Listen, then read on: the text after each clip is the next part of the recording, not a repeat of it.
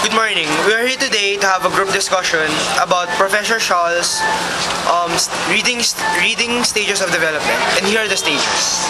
So, stage 0 is pre-reading.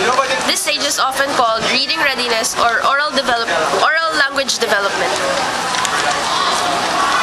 So, how do you illustrate this stage?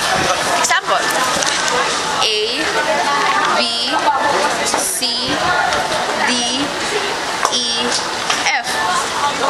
0, 1, 2, 3, 4, and 5. Stage 1, which is also called initial reading, is known to be the decoding stage. The learner is aware of the letters that represent sounds, the sound spelling relations, and eventually begins applying the knowledge to the text. So, what happens in stage 1? For example, the letter L, which has the sound of L, lad, or B, boy. So, stage 2 is confirmation and fluency. Stage 2's purpose is to confirm if one is able to apply the knowledge he or she has acquired in stages 0 and stage 1, which includes the decoding skills and accuracy in word recognition. Aside from this, one will gain speed reading, or speed reading is apparent in stage 2. In stage 2, it is when the person gives his full attention to the text he is reading, and if one is not careful in developing these skills, they will be glued to the print. No comprehension. So, when you reach this stage, generally you're a great reader already, right? Yes. Okay, so for stage 3, which is the reading for learning the new, the reader has expanded his vocabularies and has built the schema.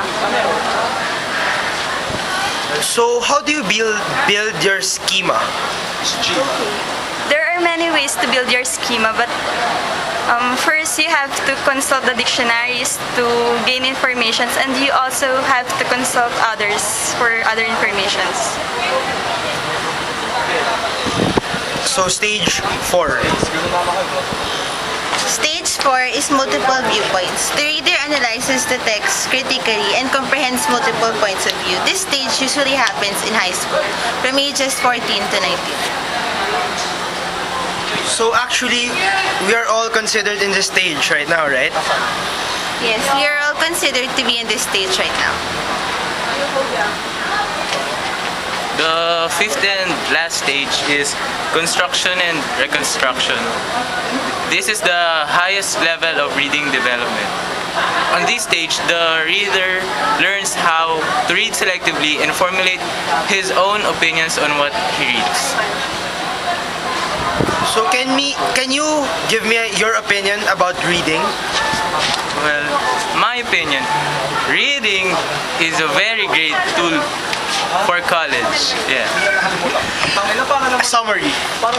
In summary, Professor Charles' reading stages of development are stage 0 or pre-reading.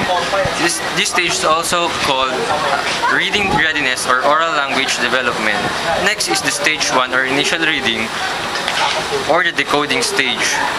Then the stage 2 is the confirmation of and fluency, which Professor Charles called it as glued to the print. And then stage 3 or the reading for learning the new, which states that a reader has enough reading skill to begin to read text to gain relevant information. After that is stage 4 or the multiple viewpoints. Typical readers are developing this skill during high school years, ages 14 to 19. And lastly, the stage 5 or construction and reconstruction, where the reader now learns how to make his own opinions. That's all. So, that's our group discussion. And we still have one more later.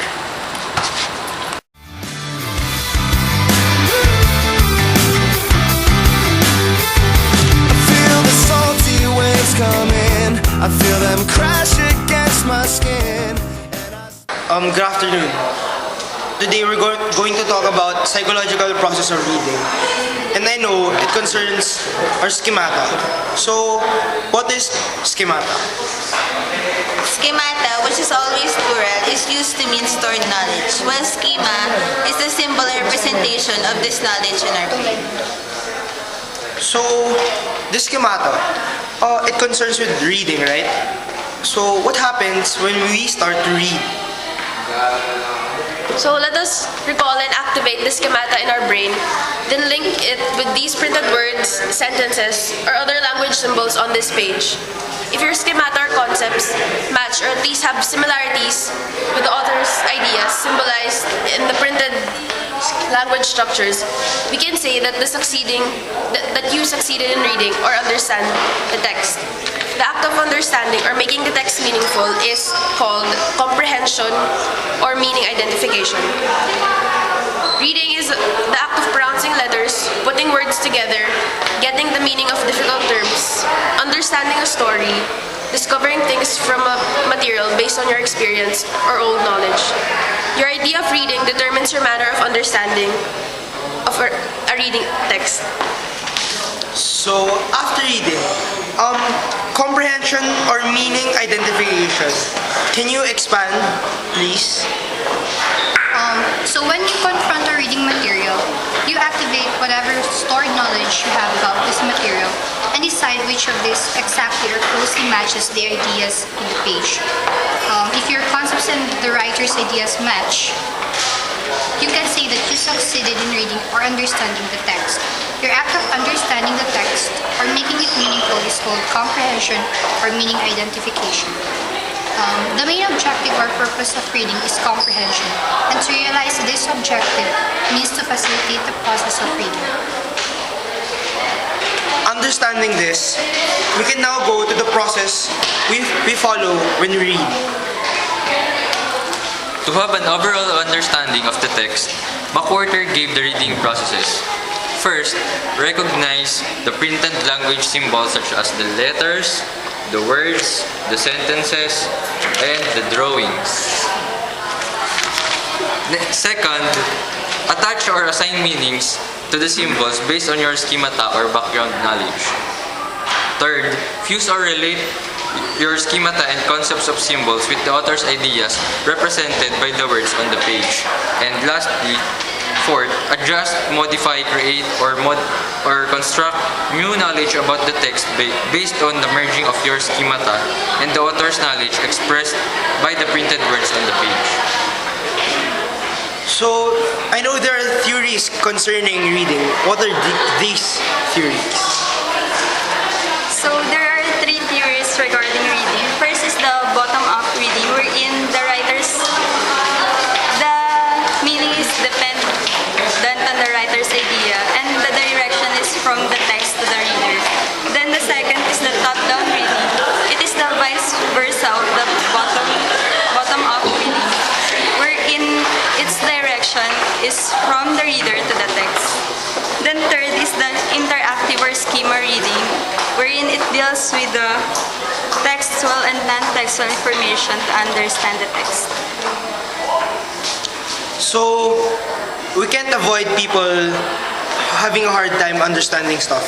So, here are some things that concern poor understanding. The success of the reader in understanding the text greatly depends on what is on the mind of the reader before reading the text. Poor understanding and knowledge of the text often results into poor understanding of the written material. According to Lee, gestures like fingers moving and maybe if I continue watching, I'll lose the traits that worry me. Can we fast forward to go down on me? Stop there and let me correct it. I wanna live a life from a new perspective.